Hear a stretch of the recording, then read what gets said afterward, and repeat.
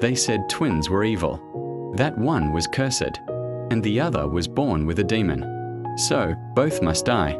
But one woman, a Scottish missionary named Mary Slessor, dared to walk into the heart of Africa and stopped a centuries-old horror, alone, unarmed, fearless.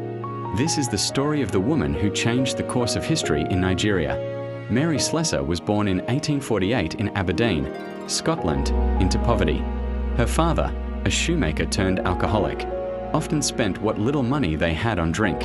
At just 11 years old, Mary worked 14 hours a day in a jute mill to help feed her family. But in the quiet hours after work, she would read missionary stories, tales of adventure, courage, and faith. One story especially gripped her heart, the tale of David Livingstone, the explorer who ventured deep into Africa. And from that day, Mary whispered a prayer, "Lord, send me."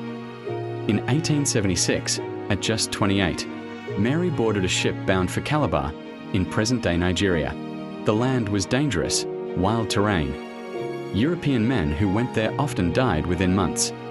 But Mary, she wasn't afraid. "If God takes care of me in Scotland," she said, "He will take care of me in Africa." When Mary arrived, she met a world ruled by superstition and fear.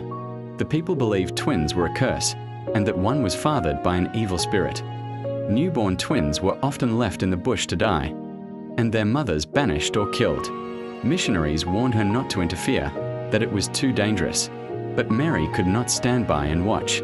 She began rescuing babies, one after another, hiding them in her home, nursing them back to life, and raising them as her own. Mary didn't just teach or preach. She walked miles through swamps, faced hostile chiefs, and slept under the stars in dangerous territory. When tribal wars broke out, she ran toward the gunfire, not away, and stood between rival warriors, demanding peace. She was judge, teacher, doctor, and mother to hundreds. The people called her Eka Kapak Pro Wa, the mother of all the people. Mary Slessor spent nearly 40 years in Nigeria.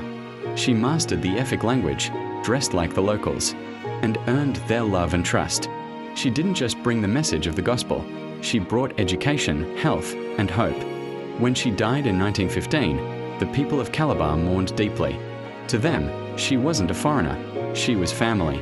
Today, her face appears on the Scottish £10 note, but her greatest legacy lives in every Nigerian child she helped save.